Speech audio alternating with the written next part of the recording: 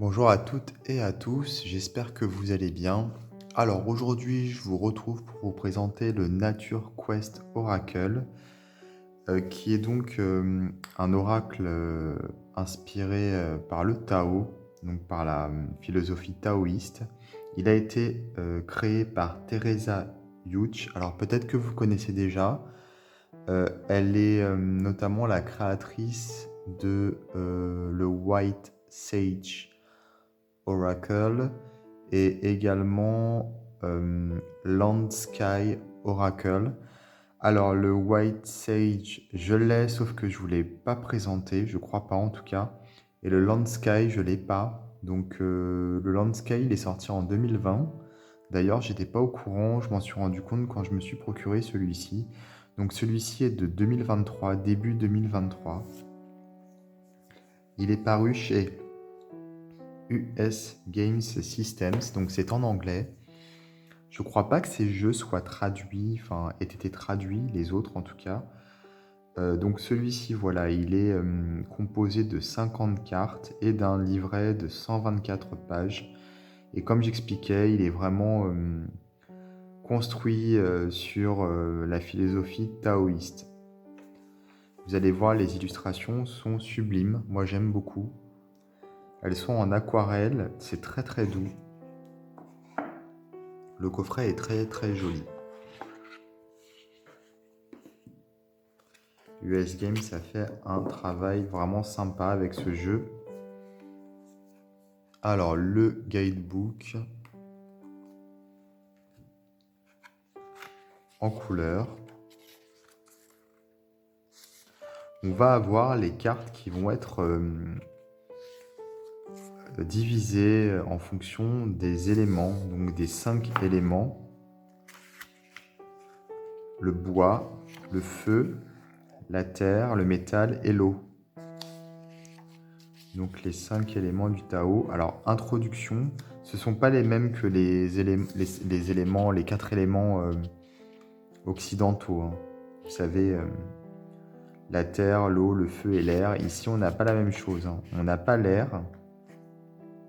Alors par contre, on a la terre, l'eau et le feu. Mais par contre, à la place de l'air, on a le bois et le métal.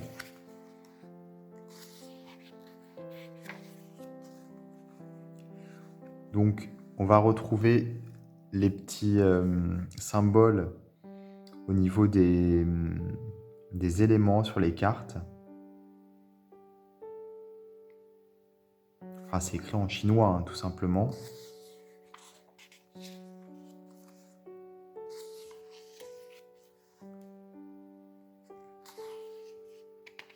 Alors, les cartes, justement. Alors, on va avoir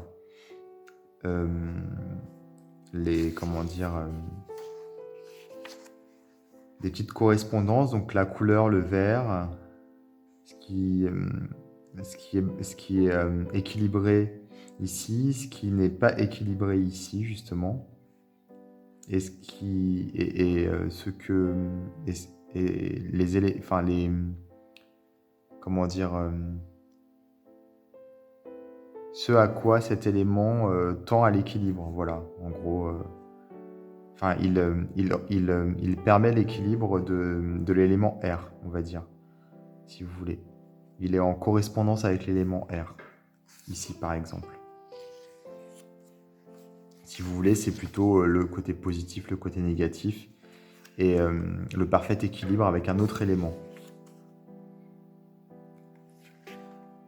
Donc on a la carte, ici à gauche, qu'on retrouve voilà, dans le jeu, avec un texte ici. Donc c'est bien parce que dans le texte est expliqué le choix de l'illustration, notamment ici le petit écureuil et la fleur. On explique tout simplement ce que ça veut dire. On va avoir une citation ici du Tao, numéro 28. Alors pour le coup, je ne sais pas trop à quoi ça correspond exactement ce numéro 28.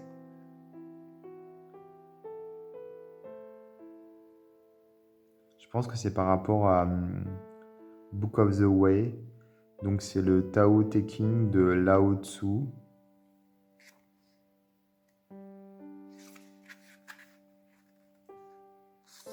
On va avoir ici des, des questions qu'on va se poser et ici une affirmation.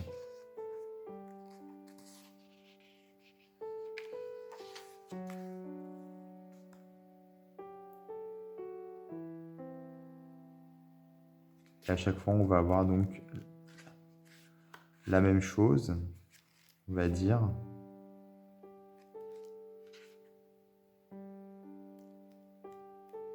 Pour chaque carte, avec tous les éléments, bien sûr.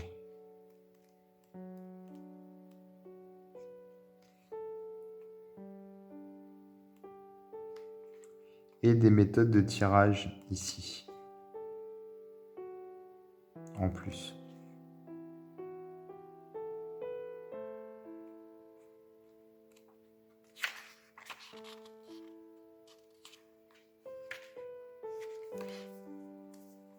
Donc le jeu est bien construit, il est bien documenté, bien sourcé. À la fin, comme vous avez pu le voir, au niveau de la bibliographie qui a été utilisée pour créer ce jeu. Donc là, justement, on va commencer avec le bois, l'élément du bois. Donc on a une petite phrase en bas de la carte qui va nous permettre de l'interpréter avec le nom de la carte ici en gras. Le dos, voilà, très joli. Les cartes sont larges, hein, comme vous pouvez le voir. Les tranches sont simples, elles glissent très bien. Elles sont mates, mais vraiment elles glissent très très bien. Elles sont de bonne qualité, épaisses. Vous savez, les coffrets US Game Systems, dernièrement, ils sont super. Les cartes sont de très bonne qualité, elles sont souvent mates et elles glissent toujours très bien. Alors, toutes les cartes de la catégorie de l'élément bois vont avoir une dominante de la même couleur, le vert, hein, tout simplement. Donc ce sont des cartes qui, quelle que soit la catégorie, bien sûr, ont vraiment une certaine force et une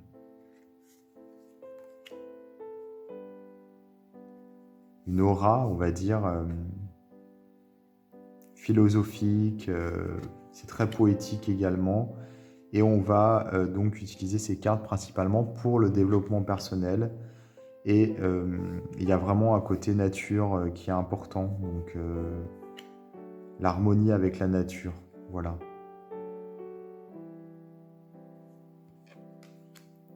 Alors ici, on est sur l'élément feu. Donc on va avoir une dominante plutôt rouge. Rouge rosé en fait, tout simplement.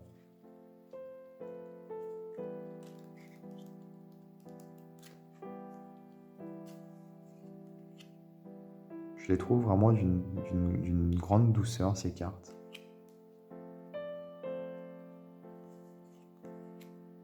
On retrouve encore un petit écureuil ici.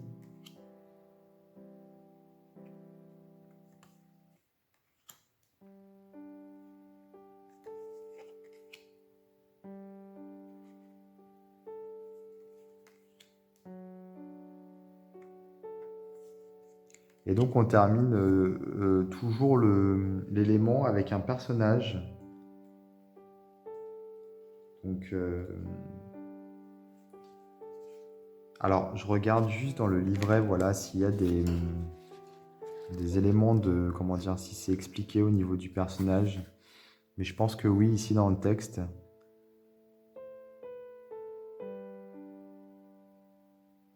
Oui, voilà. Ici, il est même question de son livre Remember Be Here Now. Et donc, ça va être on va dire, des personnalités de la spiritualité, si vous voulez, hein, voilà, influentes, qui ont influencé l'auteur. Alors ensuite, on a l'élément terre.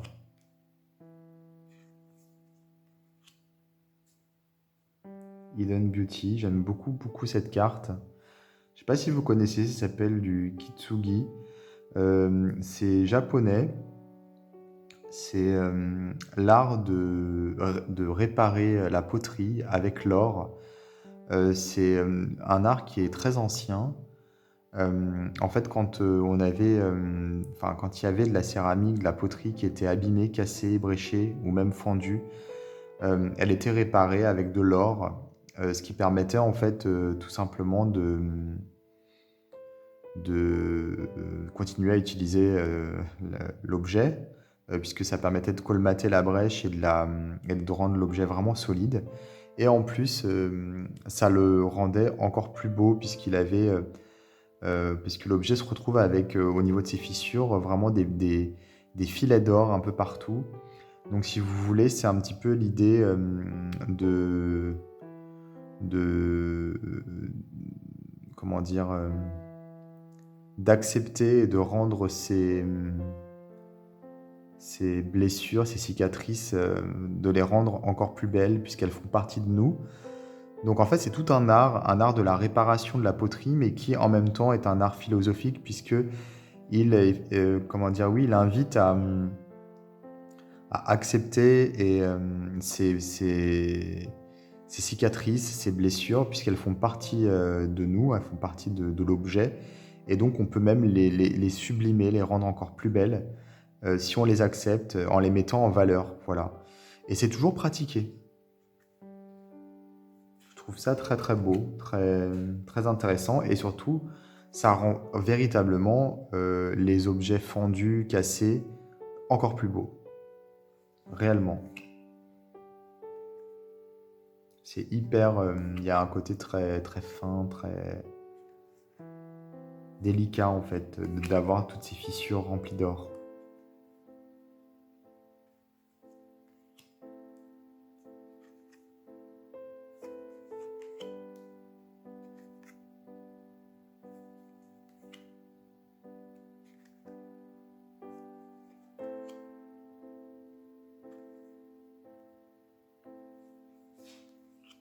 Donc ici, nous sommes sur le métal, l'élément du métal. J'ai pas encore eu l'occasion d'étudier le jeu vraiment en profondeur. Je l'ai reçu il y a pas très très longtemps. Je l'ai regardé plusieurs fois, mais je l'ai pas encore utilisé. Enfin, je l'ai utilisé sommairement seulement. Donc je peux pas vous faire de retour, mais je pense que c'est un jeu. Il faut prendre le temps d'étudier. Bon, le fait qu'il soit en anglais déjà, mais moi je suis pas forcément, comment dire,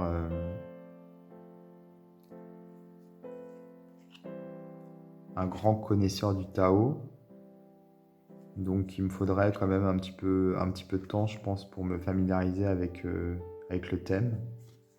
Mais il est vraiment sublime, je trouve. Et il donne envie également. Alors ici, c'est l'eau, l'élément eau.